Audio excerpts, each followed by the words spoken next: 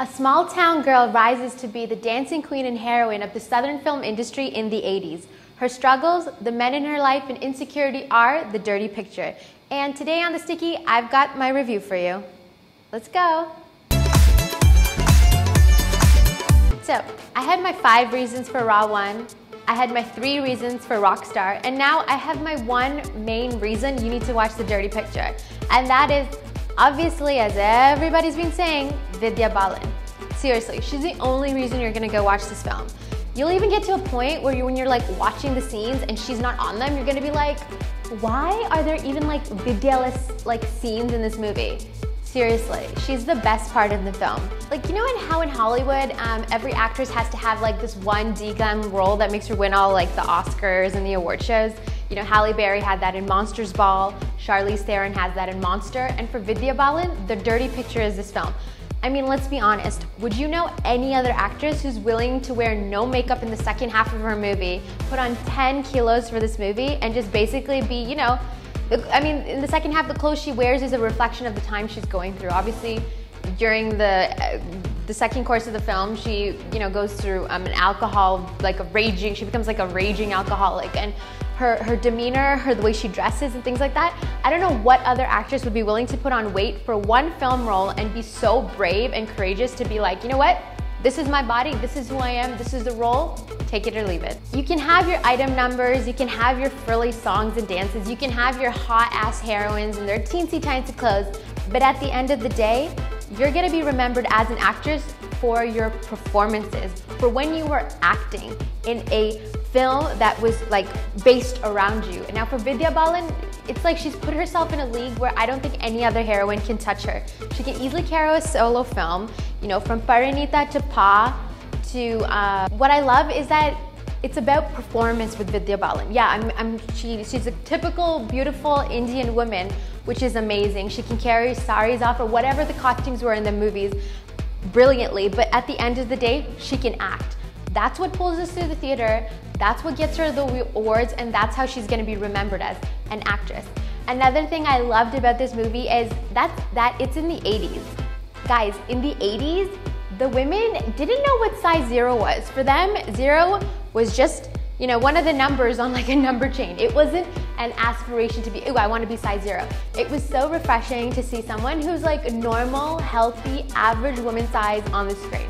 Because let's face it, not all of us are 36, 25, 34. No, not at all.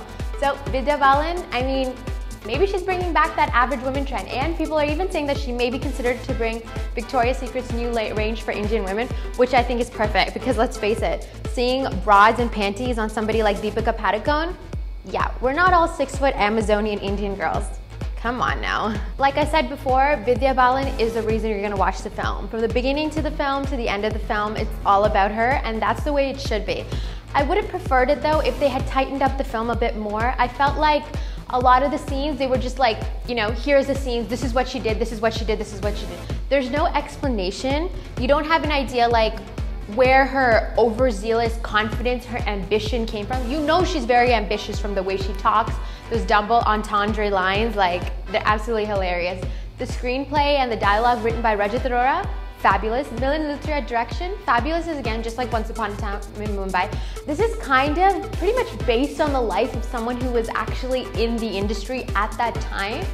So when you go to see films like this, you want to find out like what Silk's motivation? Like why was she doing the thing she was doing? Was it something in her childhood? Was it something to do with her parents? Was it other struggles that we didn't see? They would hint at it subtly, but it was never fully explored. So when the ending came along, which I was not a fan of, I'm not gonna tell you what happened, but just not a fan, it was like, oh, okay, this is the ending. I wasn't really happy about it. I feel like when you build up a character, when you've taken us through a journey of 2.5 hours, the ending should come like, bam, okay, wow, that was a great ending. For me, it wasn't. I felt, aside from Vidya Balan, I felt like there was nothing else in the film that I'd actually ever want to go and see this picture again for. I'd only want to go see it for her. She's a brilliant actress, she can carry everything off, and she's so super confident. Other than that, there were so many flaws and holes in the script, or maybe just the direction. When you come out of a film and you're asking questions, and I was discussing it with Mama and Papa saying, I'm like, but why did she do this? But why did she do this? But why did they say this? But why was it here? When I had so many questions as an audience, which did not get answered in the movie, not just because I missed them, because I was busy eating my popcorn or taking a washroom break, when I genuinely didn't understand, that to me is a little, what happened here? Why am I having like a bajillion questions? They should have been answered. Full to Masala film will not deny it. There were people pretty much siti maroing, clapping, hooting, cheering, everything when the film was going on. It was hilarious, but like I said, Vidya Balan is the only reason. I have to give honorable mention to Naseeruddin Shah because he is absolutely hilarious as like the douchey, leechy, like senior actor who doesn't take shiz from anyone. It's gonna remind you of so many senior actors in the industry. Ahem, ahem, wink, wink, nudge, nudge, you know. I'm not gonna say, I'm sure when you see it, you'll be like, oh, clearly this is who they based it on, because let's face it, fully a character of like 3 or 4 people in the industry. Think seniors, think during the 80s, and think douchebag lit. Shouldn't be hard to guess. Honorable mention has to go to Ooh La La, Tu Hai Meri Fantasy, my favorite song off the album, and seriously, I die for Baprida. It was amazingly done on the big screen. So hilarious. Naseeruddin Shah kills it. Vidya Balan kills it. It's like the big like fun like musty masala song that you want to be like ooh la la ooh la la. I loved it. I absolutely loved it. Honorable mention, fully deserves it. Now let's get into the other 2 guys I didn't talk about, Tushar Kapoor and Imran Hashmi. Tushar Kapoor. What can I say about Tushar Kapoor that isn't ridiculously mean but to the point? Yeah, okay, let me backtrack that. There's nothing really I can say. I really felt he was completely wasted in this film. Other than being like, I feel like Rohit Shetty in Golmaal movies takes more out of him without him having any dialogue than this movie where he had dialogue. That's how bad it was. Other than looking completely puzzled when like Vidya Balan is coming onto you. I mean, Vidya Balan is coming onto you. What guy is gonna be like, huh? Huh? Who? Huh? Who? Huh? Like, dude, come on. Ugh, just, like, I don't even know. I feel like maybe it got to a point where Milan Mistry was like, okay, here's the dialogue, give it to me. He wasn't giving him anything, so he's like, you know what? Do the scene, let's wrap it up and go to the next shot. That's what it really felt like. Dude, take acting lessons or maybe just go behind the camera or something. It's not working. I find he's so much cuter when he's not talking in Golmaal and he's making sound effects. I don't know what that's saying about him, but clearly that's saying a lot. And Imran Hashmi. Oh, Emu, I had such big hopes for you. He's like the narrator of them. Okay. When his part came along and he's all like in love with Silk, I didn't feel anything. And you won't believe the theater that I was seeing it in, when the song between him and Vidya Balan came on, the Ishq Sufiana, gorgeous song sung by Kamal Khan. Literally, it was a collective groan, like, ugh. And I was like, oh, that cannot be a good thing when like a huge song is supposed to come on between like the 2 like sort of like lovers in the movie.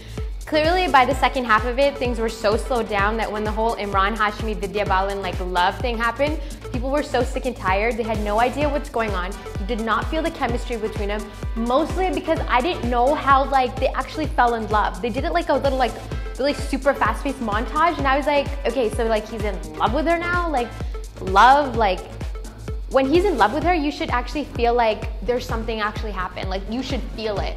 Like when he's like, I'm with you, I want to be with you, you should be like, Emu, not, how? Like, when did this happen? Did I miss it in like the 2 seconds that I was blinking? Where did the love come from? I have no idea. I felt Imran Hashmi was fully wasted. I mean, Once Upon a Time in Mumbai was so epic for him. Like beyond epic. He was amazing in that film. He was so utilized, he was perfect, his acting. In this movie, it felt like I love him because I feel like he's a really good actor. He's definitely underrated. But in this movie, I felt like he could have been so much more. Like I felt like they were talking about like Stardust magazine more than we're talking about him. Or like this Anju Mahendra, who's supposed to be like this gossip queen, she got like more time space than Imran Hashmi. No doubt he had the most hilarious one-liners as a narrator and obviously as his character, Abraham. But I don't know, I was really frustrated because I thought he was gonna be like the big surprise package of the film and I was really disappointed with the way it turned out. So Imran, still love him, but I really felt he could have really brought it in this movie. And there you have it. To sum it up, Any scene that Vidya Balan is not in is but really, you're only going to see the dirty picture for Vidya Balan, right?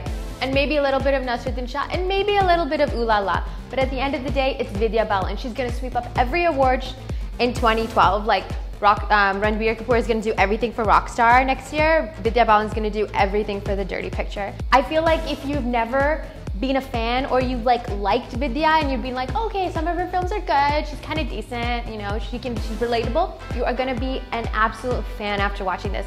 There is no doubt that when we think of the 3-4 actresses in our time who can act, who can deliver performances, who are actresses in the name, not just pretty faces who get dubbed for song and dance numbers and item songs, one of them is Vidya Balan. My final rating is 3.75 jars of honey. If you're looking for a fun masala throwback to the 80s, and if you watched a lot of 80s number, you're gonna love this film. And of course, if you like or don't like Vidya Balan, it doesn't matter, because after seeing this film, you're gonna be a fan. I hope you like my review, and I hope you check out the film. Do let me know your comments and feedback, because I'd love to know what most of you thought of the film. I'm sorry this took 3 days to post up, because I know a lot of you are like, where's the review? Well, here it is. I hope you enjoyed it, and see you next time.